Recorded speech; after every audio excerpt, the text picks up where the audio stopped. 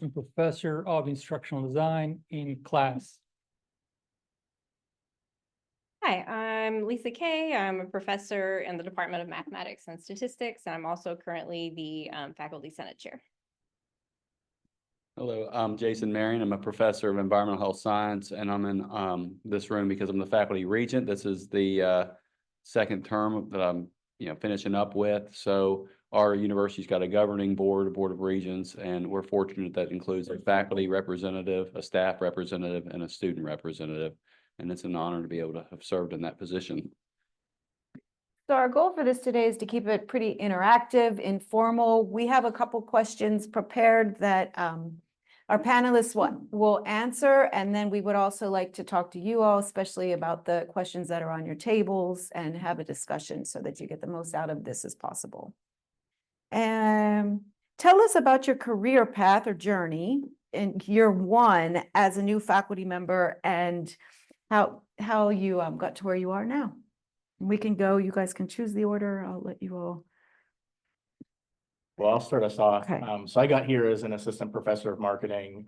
I got here from my PhD program at University of Rhode Island. And I know one of the things I really enjoyed in the College of Business was just like the collegial environment, the collaboration, and that includes with like teaching projects with my colleagues, research opportunities, and even service. So I think especially throughout my early years, that was something that I took advantage of, was whenever there's an opportunity to collaborate, I try to take advantage of that to build a research team, or to be able to do some type of like cool team teaching project, or to do some type of service work together. And as I was progressing through there, as you all are doing now, is a major focus was like that P&T. So making sure that I was able to hit all of those benchmarks, exceed those expectations, so that process would go smoothly. But along the way, I know the pivotal things for me was getting involved with Faculty Senate. So for us, we had a faculty member leave. There was an opportunity to be able to fill in for that person.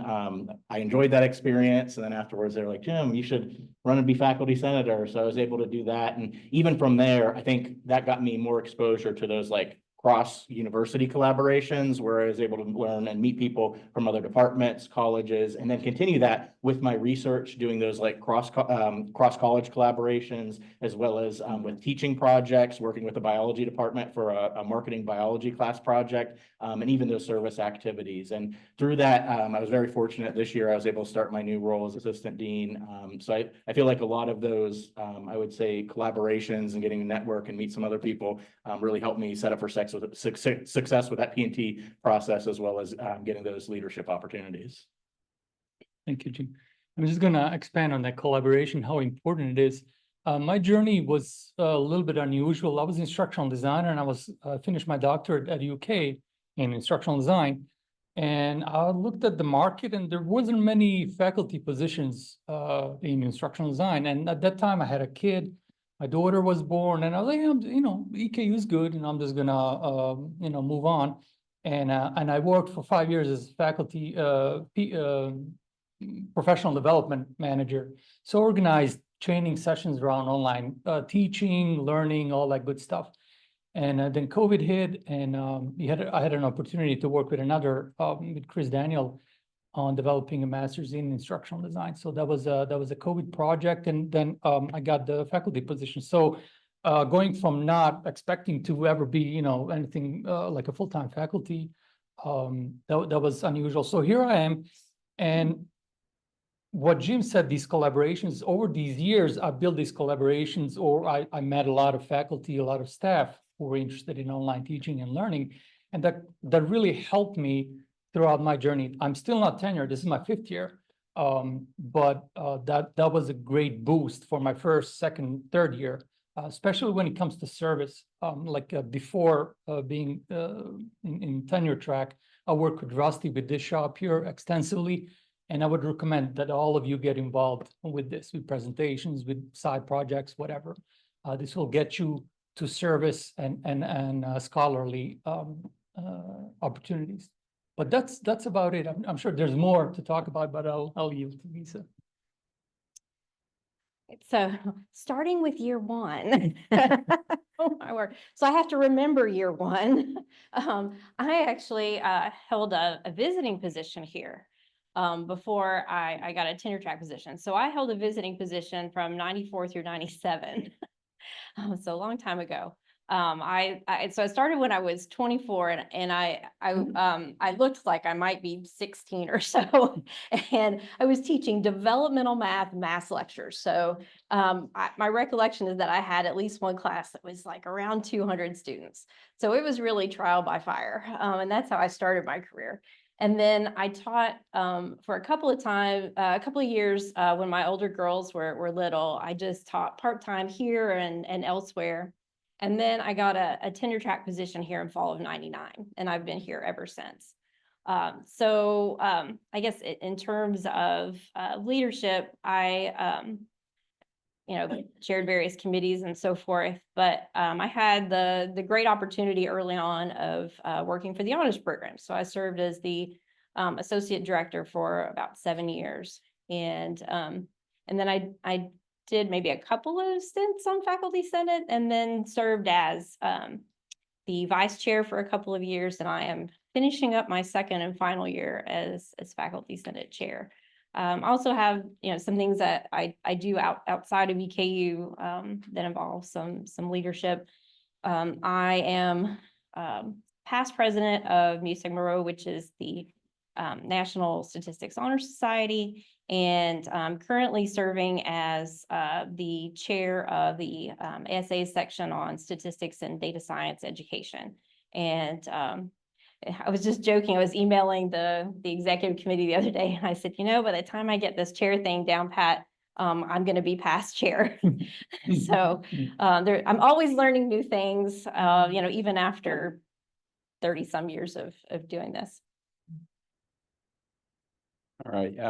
For me, I started off in 2012 here at EKU and was very involved in like university student politics at Ohio State and at Morehead State. Senator Stevens, or Professor Stevens over here, was also a bit involved back then when we were at Morehead. And when I got to EKU, I guess I was just curious about, what was going on at the university. I did actually have a lot of faith. I still have faith that the voices of professors matter. And it is particularly impactful when you're a new professor because you're a new voice and you might be bringing in some fresh ideas from other institutions if you weren't at EKU. And that makes you uniquely positioned to volunteer information that the university values a whole lot. So the longer you're here, even if you ascend to leadership, your voice kind of gets becoming a familiar voice to folks. So new voices are really impactful. And I was fortunate when I was here, we, similar to something like this, we had the Hal and Charlie show over in the Keene Johnson building. It was for new faculty, and I was fortunate to attend a lot of those meetings.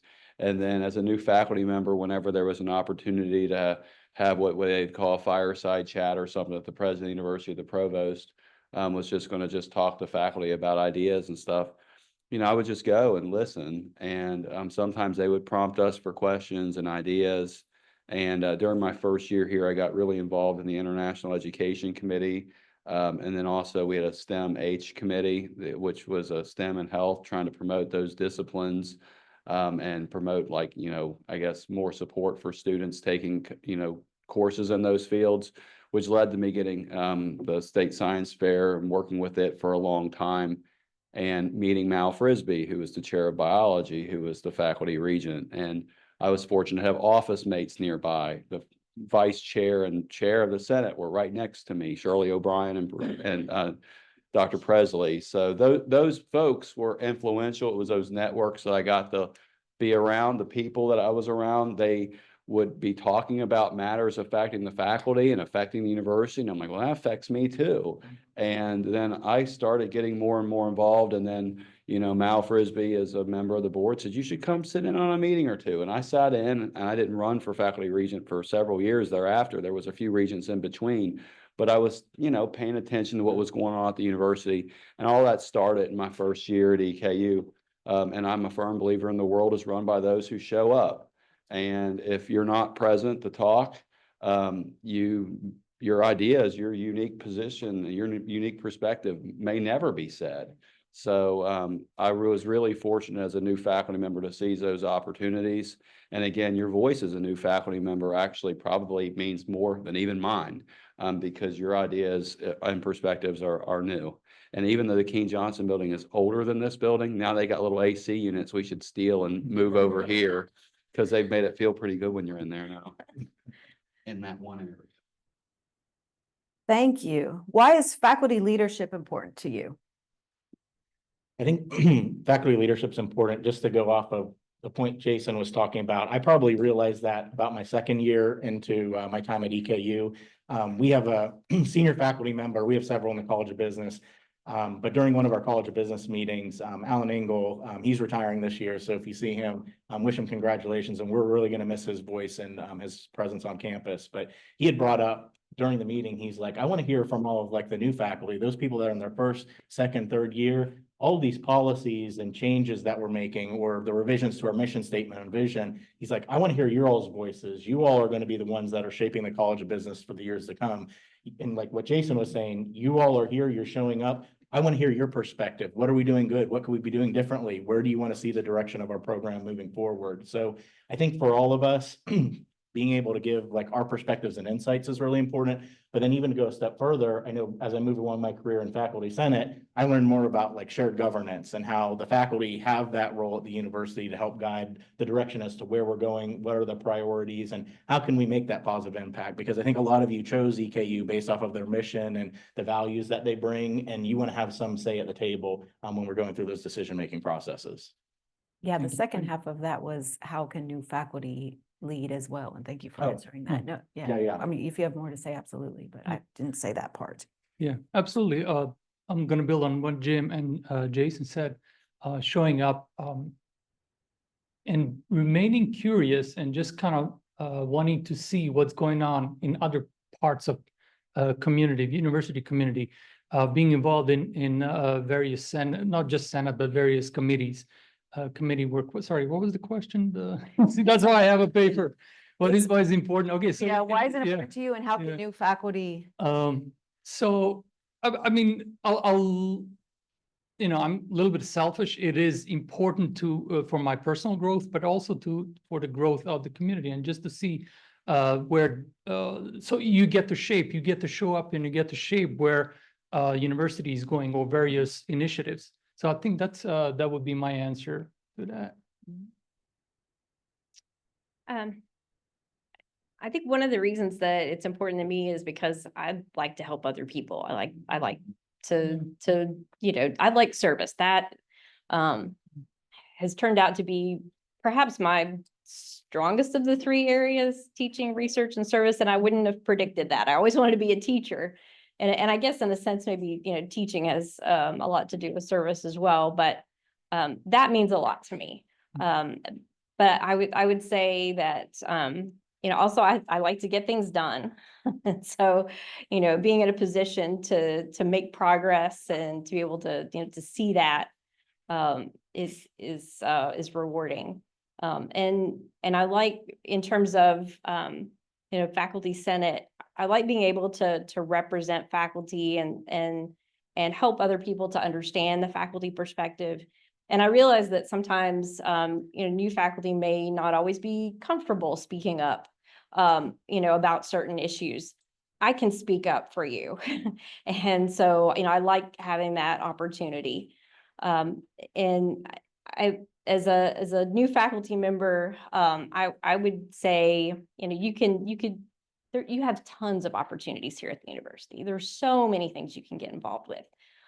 So I would say, you know, find things that suit you and, you know, start small. You know, you can just choose some committees you want to serve on and, you know, maybe second, third year, start volunteering to chair a committee, maybe a departmental committee.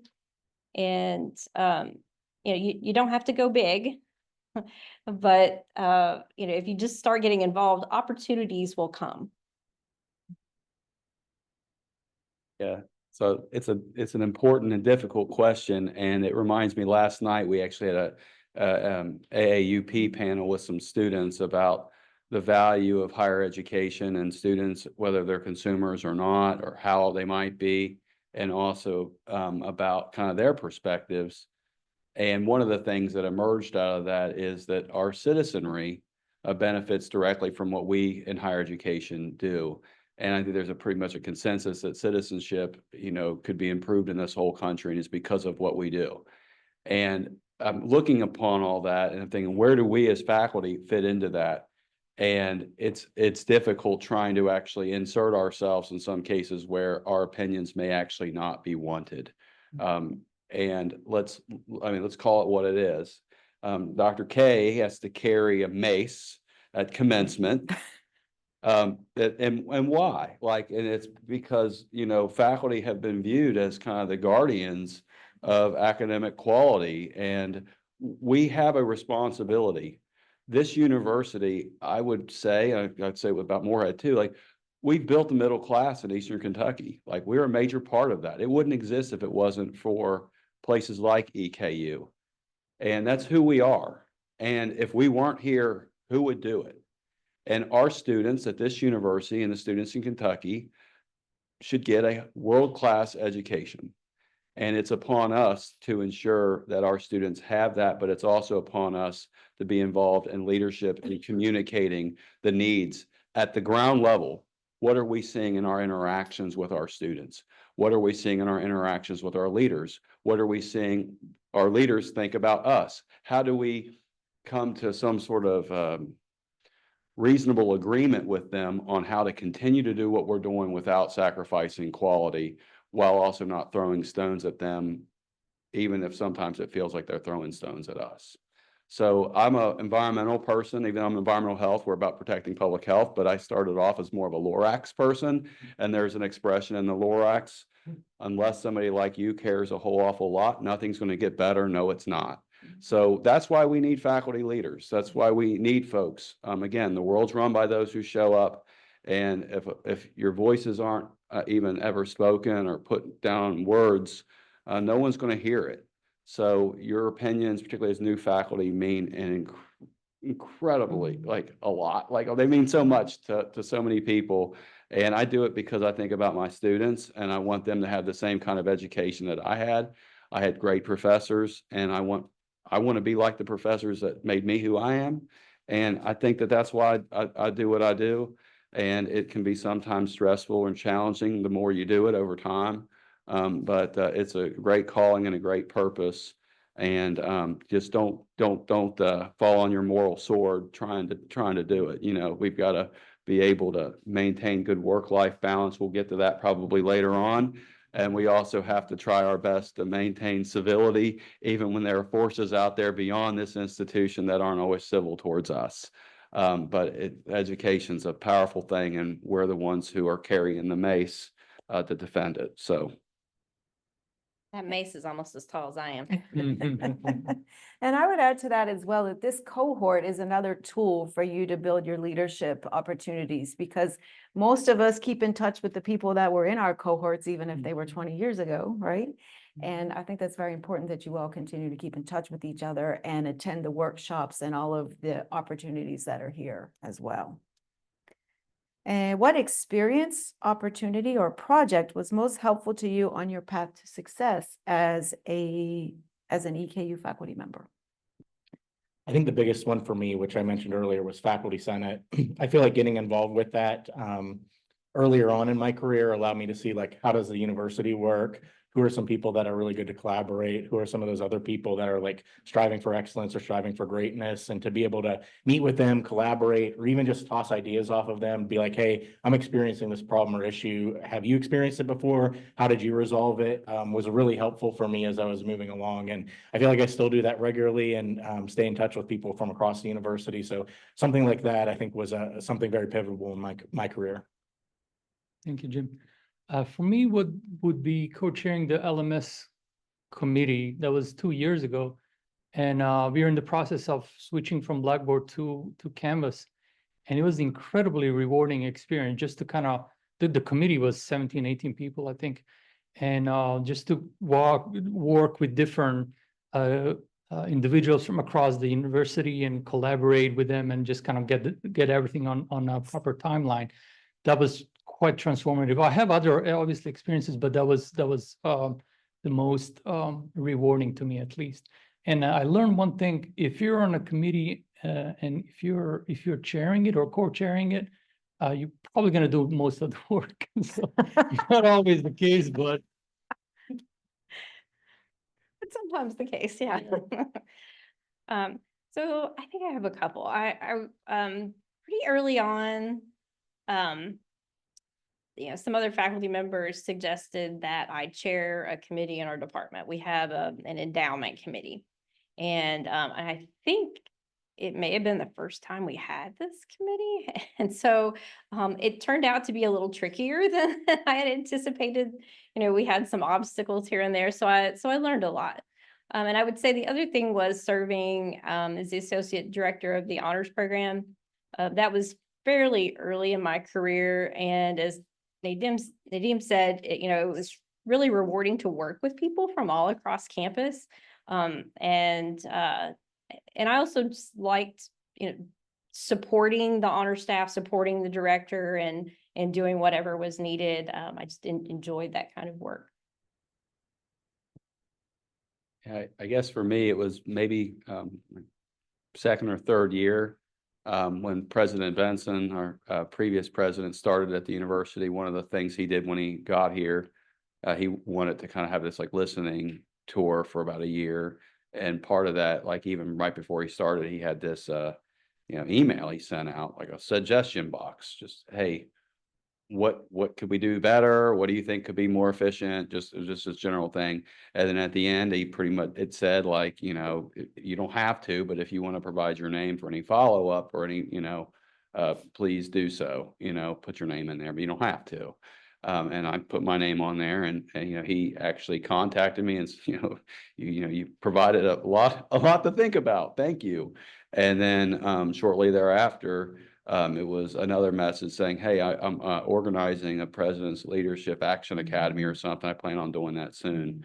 And when I do that, I hope you'd consider applying. I've already talked to your dean. You should think about doing that.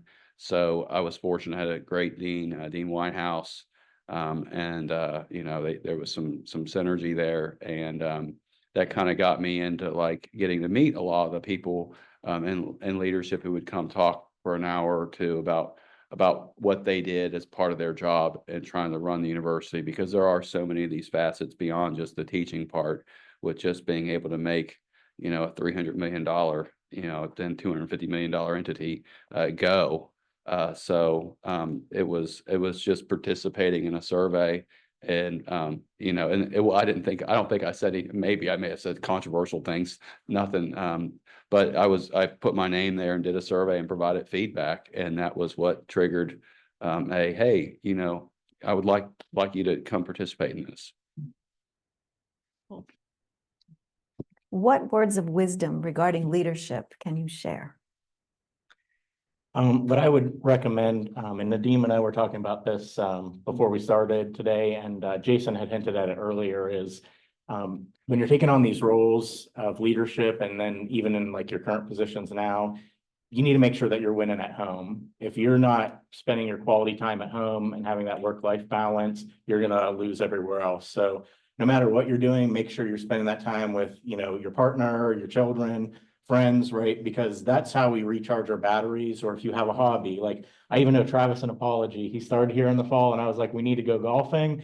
And I have not been able to keep up with my like fun activity of golf. But Travis, once the rain gets away, we'll get out to Arlington, play 9 and make it happen. But with that, I think it's really important to have that family time, as well as those things that kind of give you like that reset or recharge your battery. So it might not be like golf for everybody, but maybe somebody's really into like music, right? Go to a concert or play the piano or whatever it is that you really enjoy. Make sure that you're keeping that along the way, because otherwise you don't want to have that time where you're like burnt out and then you're just not able to get done what you need to, or not give that like high quality effort that that you're capable of. Great point, Jim. And there certainly is a bell curve in service, and I think happens to everyone. You're kind of upward trajectory, doing more and more work, and then you're kind of getting close to burnout, and you're like, I just cannot keep up with this, and you kind of pull back a little bit, and I think that's fine. Maybe recover. But don't go all the way down, obviously, just, a little bit down and then continue with that upward trajectory. My recommendation is for leadership, and that's a cliche, lead like you want to be led. And also, I know for a lot of service that you're gonna do to get the tenure, keep track of your achievements, and don't keep them in email. Have like a Gantt chart, some sort of spreadsheet. Every time there's something happens, you write it down. So when you write your yearly evaluation, you can go to that chart and get info what you need and write your P&T document. That's all. My suggestion would be to, find things that suit you, that you really enjoy. Do things you love. And I would say, remember that, leadership looks different for each person. So leadership doesn't have to be loud. It can be quiet and hardworking in the background. Leadership means different things to different people. So do what works for you. And with regard to work-life balance, I would say that looks different for everybody as well. Some of you know that my youngest daughter has a neuromuscular disease, and she requires round-the-clock care. And, we do have, some nursing assistants, but it's still a pretty high level of care that my husband and I have to provide. And so, I've made a choice to work. I enjoy what I do. I love my job here at EKU. And that means that, I may be working on weekends and evenings and holidays, and I'm okay with that. I work in, things for me as I can. I like to walk on the treadmill. I, do those little New York Times puzzles at night, and I'll keep the TV on while I'm working. But I may not have, bigger breaks per se, because that's just not how my life is going to work. And that's okay. So do what works for you. Yeah, that do what works for you, the good work-life balance. I think that those are, those two things kind of go hand in hand. Not everybody's able to lead in certain ways because the circumstances may not allow them. But for me, one of the things that helps me understand or helps me, I guess, navigate it is I try, to reflect upon my purpose, like what's my life purpose? What's my, how does it, like, why am I doing this? What's the purpose here? What's the mission? And that sometimes helps keep things focused on how to lead. And oftentimes it's not about, I mean, that's the challenge with leadership. It's often, and most of the time, not about you at all. It's about somebody else or other folks. And it could be about your faculty colleagues. It could be about the whole university. It could be about the whole state. But oftentimes for a lot of us as faculty, it's about what's best for our students. That's, I guess, for me, it's trying to navigate that, but you have to remind yourself, yeah, if you're so burnt out that you're not going to be an effective leader and you're giving up productivity, how do you figure out how to also delegate realize that there's a new crop of folks that are anxious to get plugged in or engaged. And if no one wants to get plugged in and engaged on what you're leading on, then you probably just need to hang it up in that regard too. So, all right, that's, I don't have a whole lot more to add than what they've already stated. So I can add as well that make sure that you're checking in with your chair, letting them know what you're interested in and areas of leadership across campus, and they'll also help you find opportunities, and they'll also protect your time. So if you're getting involved in too many things, and your chair tells you that you need to kind of slow down a bit so you don't get burnt out, then listen to them because they are looking at what's best for you. And now we'll open up to questions. We have the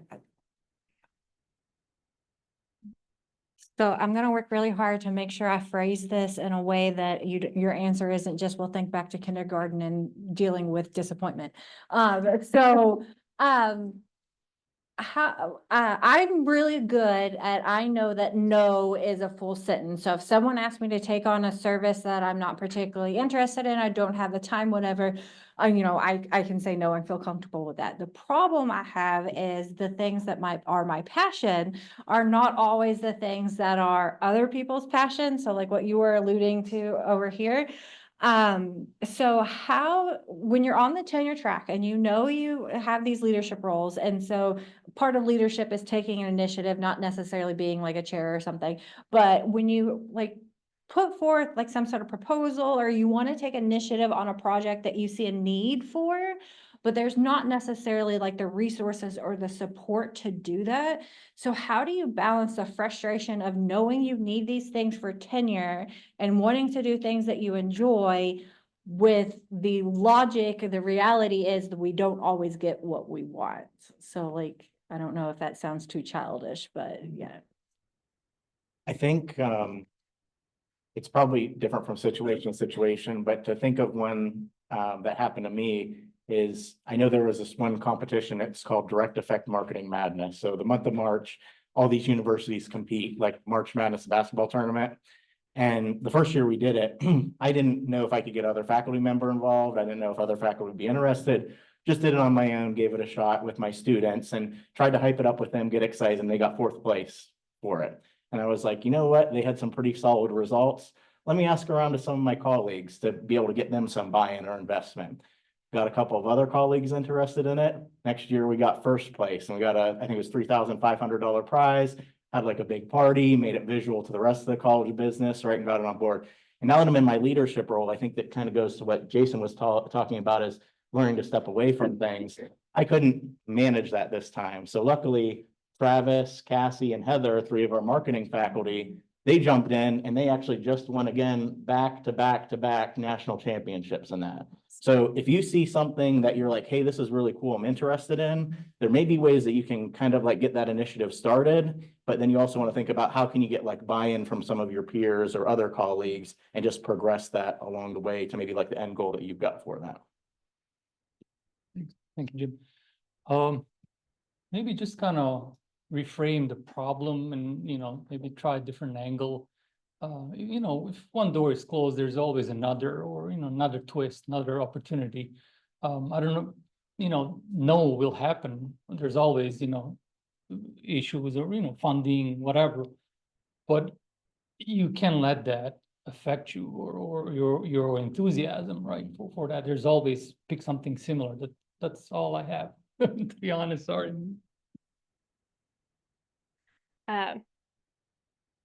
I think Jim's suggestion's a really good one, maybe, see if there are ways that, if you have time and energy to do whatever it is, maybe see if there are ways to make it happen or approximate whatever it is that you're interested in. Reach out to your faculty senator and say, hey, can you help me find some resources for whatever this is? But then sometimes, there are times when there are things that you would really like to do and you just have to accept that maybe that's not going to work out in your situation. For me, it tends to be, more related to my home situation. So for example, not that long ago, I was asked to go to another institution and serve as an external reviewer for a program review. I would have loved to have done that, but I knew that if I had to be away from home for a couple of nights, my husband would lose a lot of sleep, and he already does that when I go to conferences. And so I had to say, no, I can't do that. And there are other things, on campus. Faculty Senate chair, I can manage, but there are some positions that, might require me to be here all day. Well, if the nurse is out, I might have to stay home. And so there are some things that I just have to say, that's not going to work for me.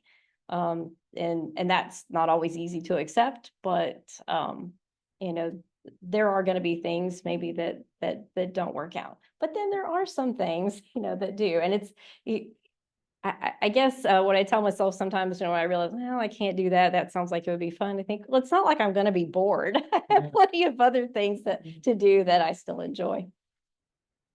Yeah, it's a hard question for me because, last weekend we just wrapped up our 23rd Kentucky Science and Engineering Fair. And I was asked to assume leadership of that by several provosts ago. And it's just been something that I've been, stuck with for a while. And Well, you all did, I mean, and I was gonna say, yeah, still thank you. It wasn't just me, though.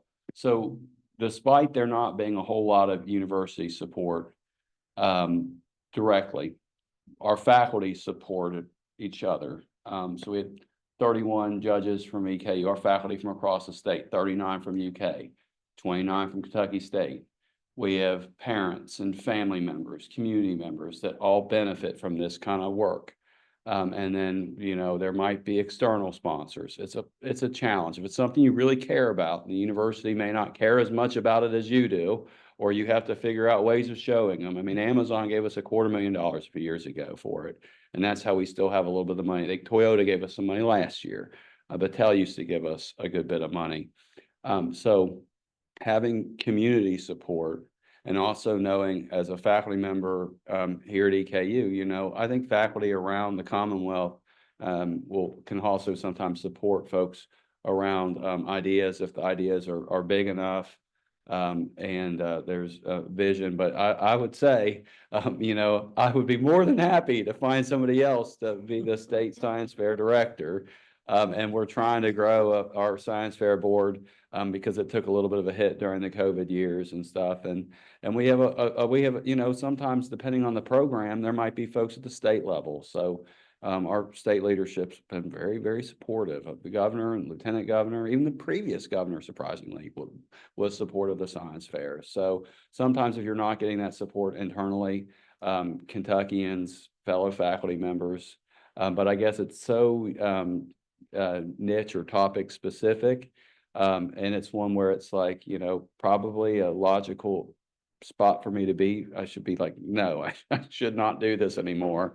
But then I feel the kids and I feel like I see what we get to do every year. And it gives me just enough hope to make it until the week before the science fair when I'm furious.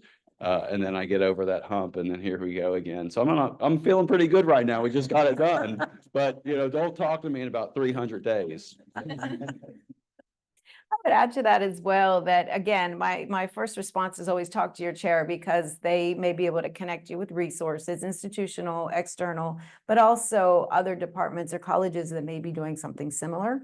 And then also you can use this space. You can propose a workshop or a brainstorming session and then bring people across campus together that may have that same interest.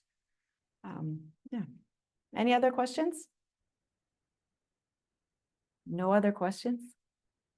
Oh, There we go.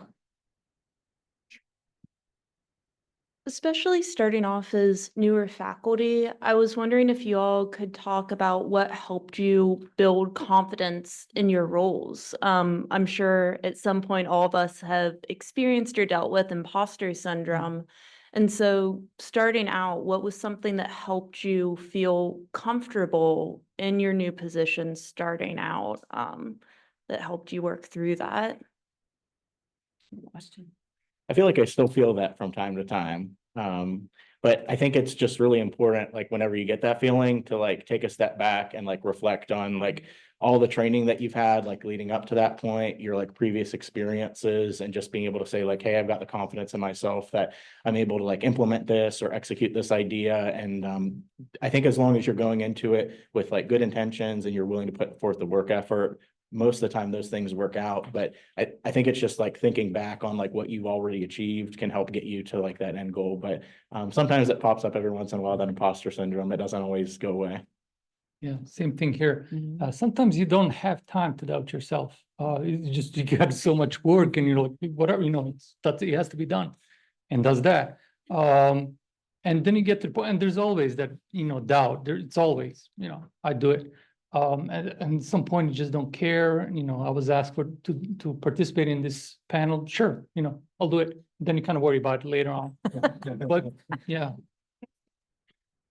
Yeah, I agree with everything they said. I'll just add that, you know, I rely on my colleagues a lot, you know, even now. I mean, that's always been the case. Early on, I had, you know, some really good mentors and that provided a lot of support. But now you know, if I feel uncertain about something, I talk to people I trust. You know, I've leaned on Jason and Jim a lot. And so, you know, and of course, you know, Rusty is a great listening ear as well. So I think, just, yeah, talking to your colleagues, can help, provide the confidence you need to take the next step. Yeah, my colleagues were really important for me. And depending on, as a faculty member, what kind of classes you're teaching too. So I think it's, if you've got like 100 and 200 level students or freshmen and sophomores, and you read like your, student opinions of instruction or something from them versus like upper division students, it might change your perspective, because sometimes some of our faculty really read into some of those, and we have some students who are just not qualified to write an effective opinion on a faculty member's instruction. Particularly freshmen can be ruthless and make faculty question their worth, and that's the intent when they're actually filling it out. Most of our students, and this is true for any university, I think, in America, but as our students mature, and you start seeing the opinions students come from juniors and seniors, it'll restore your confidence in your abilities. I've been fortunate. I didn't have many of those 100 and 200 level classes to knock me down. When I didn't have those. I had upper division classes when I first started, but I've been around enough faculty members though who hadn't had that. And then when I had one of those classes, I'm like, what happened? Like, what's wrong with me? Like, geez, was I that bad? Like, it was like, no, it's just some of those classes, the content that's in that class, 100 level class, like it's tough. So, hearing from your peers, really means a lot. And, with time, your confidence will grow. And I wish I had some other suggestions. I'm trying to think of, coming to these types of things. They're more than just a leadership panel or more than just the agenda. You might meet some other folks as part of it, or conversations will allow future conversations to go on thereafter. I really wish we had like a faculty ombud type person that faculty could just vent to. Or like a HR person specialized for just handling faculty concerns. I know from my college right now, Dr. Kaylin Scott, who's also the chair of staff council, she's the HR person for my college, and she's actually incredible at being a good listener and making you feel reassured about your sense of belonging at EKU. And I would add also, don't be afraid to make mistakes. And none of like that expectation of perfection that a lot of us feel in graduate school, that is not, you have support here. People are not competing within departments and things like that in the same way. It's a much more supportive atmosphere. So I would take advantage of that and tell yourself the same things that you tell your students. Growth happens outside of your comfort zone. And if there are expectations of perfection, then you need to talk to somebody about it and remove that person from your space. Abby. I had a question for the panel. Lisa, I appreciate what you said earlier about leadership not having to be loud. And, I'm just curious for somebody that's coming into their second year on faculty, if you all have recommendations for areas of campus where you can lead in background or support roles to kind of soft launch your leadership on campus, as we're still learning the ropes and learning how everything works here. I don't know if I have any particular examples. I probably leave that up to the other panelists, but what I will say is that like now when I'm trying to look for people to like help in support of like leadership roles, I'm just looking for someone similar to what Lisa was saying, that's going to get their work done. Can they get it done at like a high quality manner? Can they get it done on time? Are they a team player, right? Those are some things that really stand out. You do not have to be loud to be able to do that, right? So I know personally, I try and look for that, and I'm like, I want that person on my team. I want that person in a leadership role, because if they're going to get along with others, they're going to get the tasks done that they need to, it's going to be good quality. That's someone that you can rely on, and, they're going to give a good effort. Yeah, thank you, Jim. I would echo the same, like, when I was growing up, I had a different vision of what leadership is. You're in this position and you kind of do, tell people, no, obviously that's not the case.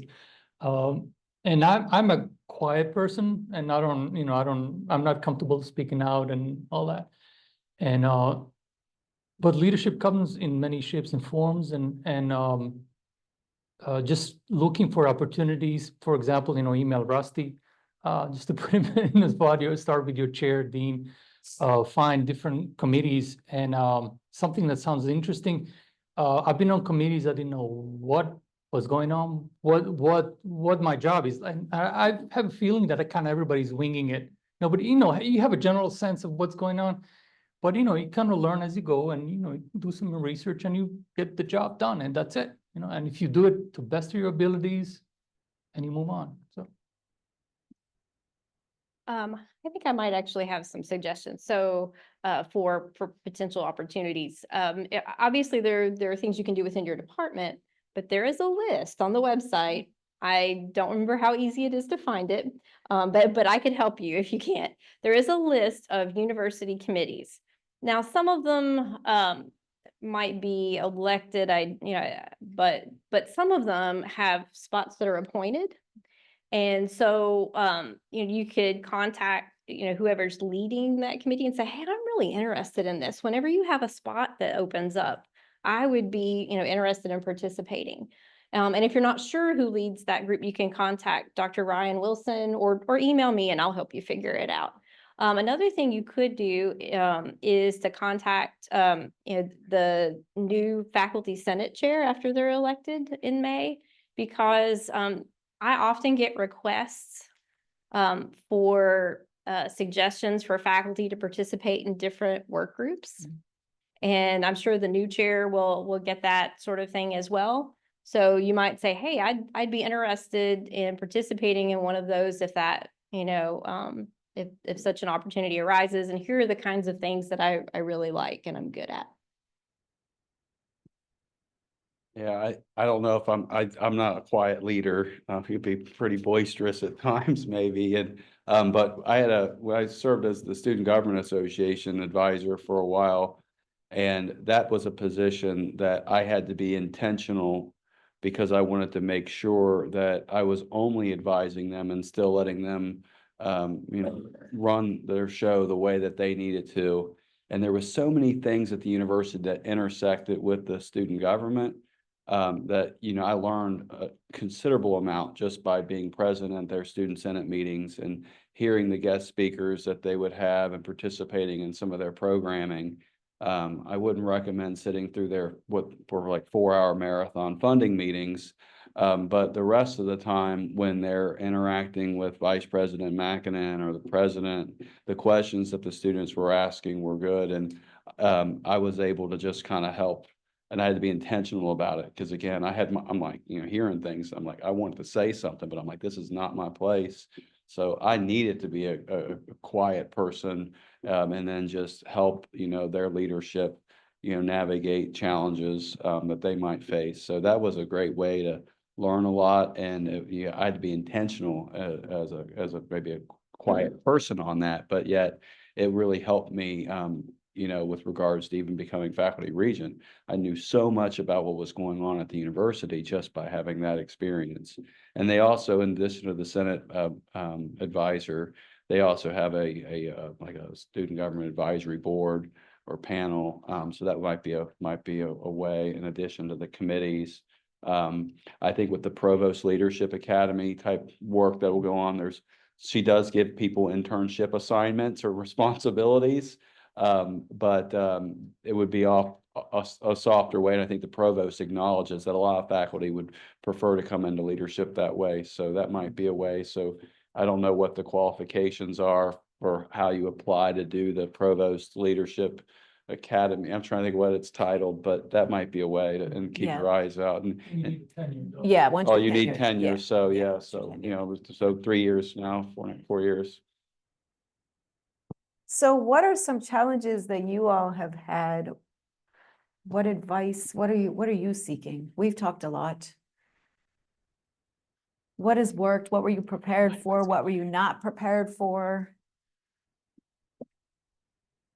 I can be loud. I was gonna say, I'm one of those loud individuals.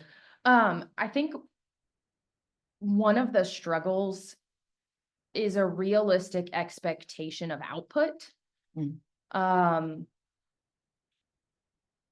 I guess this is a question for other people too, just hearing what people have said, have you all not been on committees yet? Like, are there people in here that have been on committees? I'm on 3. Okay, so I think like things like that for so I think, and I'm not like, I am not attempting to throw anyone under the bus, please don't take it that way. But like realistic output when you're new, especially somebody who came from what I will say is real world. I do not have an academic focused background.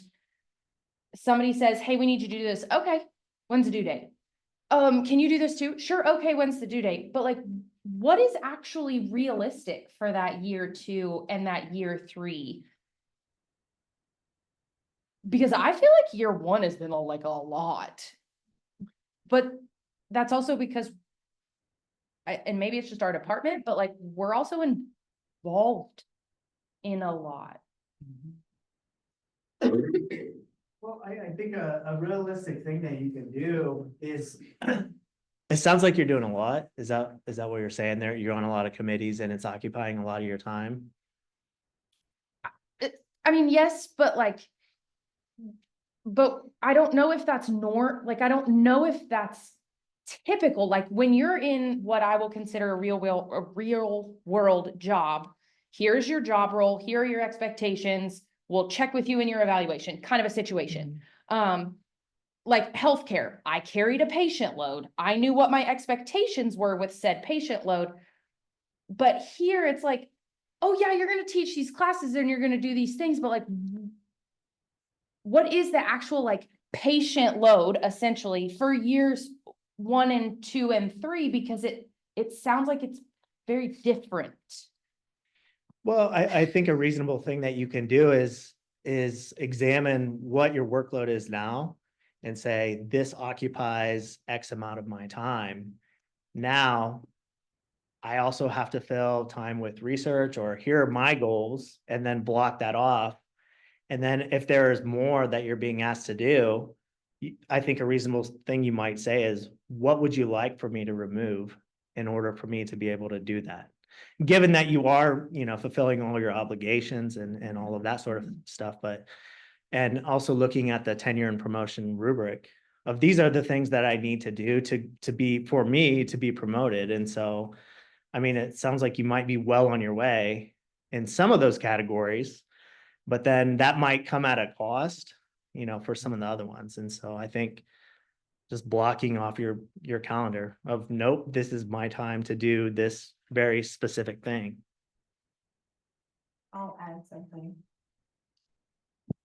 So the committees I'm on are super low key. Like one of them meets once a semester, one meets once a month, and one meets every 2 weeks. And they're the type of committees that I will throw elbows to get on. They're all curriculum type committees. So they're the things that as soon as the email came through that was like, we need somebody on this, I was like, me. And so that's the reason I'm on those committees.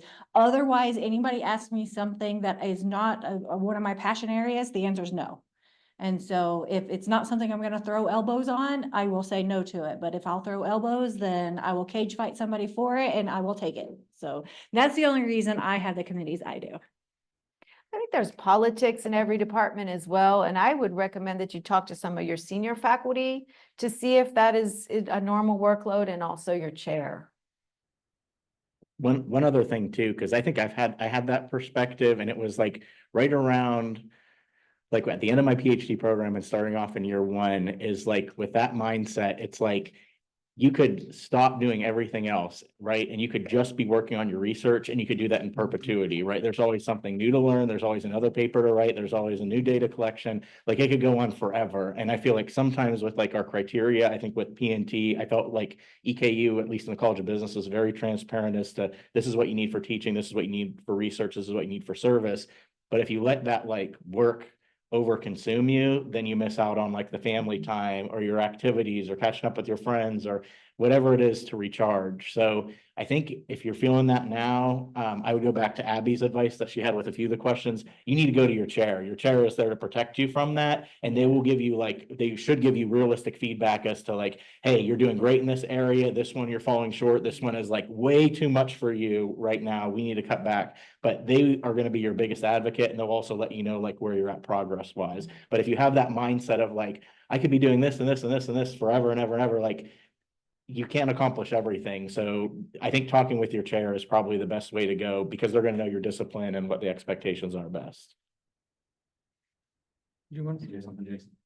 Yeah, one thing I was gonna add, because it sounds like you are doing a lot. And one thing, I mean, we KU, especially in the last several years, the way that the funding model has worked in Kentucky and the way that we fund higher education in Kentucky, it is what you've said though is real.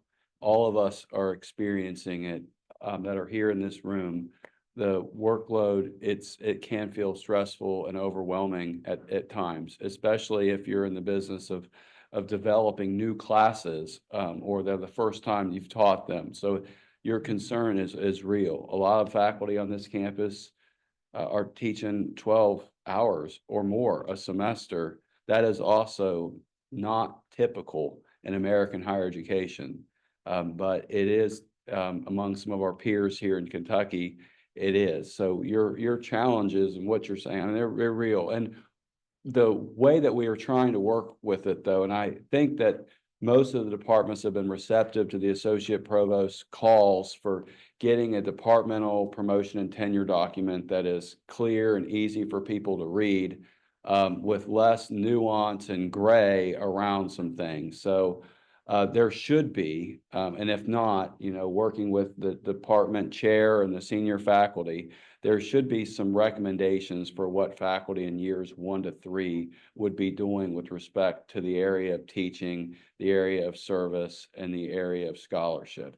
And we as an institution have different standards than you might see at other universities or maybe even in the private sector, with a strong emphasis on teaching. So the service expectations are not as great as they might be at some other institutions, and the scholarship expectations are even lower with respect to it, because teaching is so much of the core of what the university does. If you want to do more service and you want to do more scholarship, there is a certain degree of us needing to do that on our own, or finding resources to allow us to be able to do that, or even do it and get funding to do it in the summertime from external sources in many cases. So, but what you're feeling though is a legitimate good feeling to at least recognize. It's not a good feeling, but it's a good feeling to at least recognize, because I think a lot of folks feel it, especially if the service is something you care about. But the thing is if the committees are just meeting for the sake of committees, if there's something that's, maybe it's a time to have a conversation too about, does this committee even need to exist? Because there's a lot of that sometimes exists on this campus, where there's a college committee or another departmental committee, but in some cases it might be an accreditation body requires that committee to exist. So what do they need out of that committee? So some of them are heavily unit specific, but it's you're not out of the ordinary, feeling a lot of stress possibly by all of this, because I think faculty in general can be stressed, to say the least. I think, it can be, there's a big difference between our university professor positions and positions that you would hold outside the university. And, I in particular, I remember having some conversations with my mother about, going to a conference, and she would say, do you have to do that? And I would say, well, not exactly. I don't have to go to this particular conference at this particular time, but it was just hard to explain my job. And so, we have a lot of choices, but obviously we have to do certain things in order to get tenure and promotion. And so I think the advice from the others is really good. Make sure you talk to your chair, if you have a departmental mentor, talk to that person, other senior faculty members, and you know, they should be able to give you an idea of what the expectations are. And then also read that departmental promotion and tenure guideline document, you know, very carefully, because that should help you out. And you can blame us, like you can say Yeah. that this panel, these people at this faculty leadership panel concerned about your welfare, recommended that you seek out those resources. They told me. Yeah, and Exactly. and ask for help when you need it. You know, I sort of accidentally took on maybe some duties this year. I didn't mean to. I ended up scheduling some presentations, and I was kind of hoping someone else would, you know, take the ball and run with it, and that didn't exactly happen. And then, you know, we've got this presentation Monday. Well, I got a Senate meeting right after, and I said, okay, I can advertise this, but somebody else needs to be the moderator, and Josh is going to do it. And so, you know, ask for help when you need it. There's not much that I can add. You all said already. Just my chair is my mentor, and she's amazing at Ekomoji. You know, she kind of, and she helps me, goes through the rubric and, you know, kind of figure out what I need to do. I think at the beginning as new faculty, there's always that anxiety. Am I doing enough, or do I need to do more? Do I need to do more? And you just work yourself ragged. And with some time under your belt, you'll learn how to kind of pull back. Maybe first 3, 4, 5 years, you will overwork yourself. Try not to. You know, and your chair will probably help you get it. And also, you're not going to be chairing committees in your first or second year, probably. Maybe not chair them, just be on them, observe. Yeah.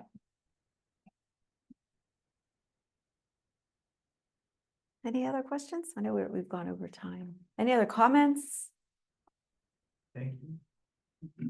Yeah, absolutely. We're all here as a resource as well. If you want to take a picture of our names, or maybe it's probably already in a document, because we've been here for a while. We're seasoned. We're pretty transparent and very much advocates for faculty. So if you have doubts, reach out to us. And if you want to have confidential conversations, we're all, I would assume, happy to do so. There are a lot of resources here that are committed to your success. Unusual number of resources. So we can help you get connected to them. All right. Well, thank you all. Thank you to our panelists. Thank you to everybody else. Friday afternoon. Thank you, Rusty, for the invitation and for leading.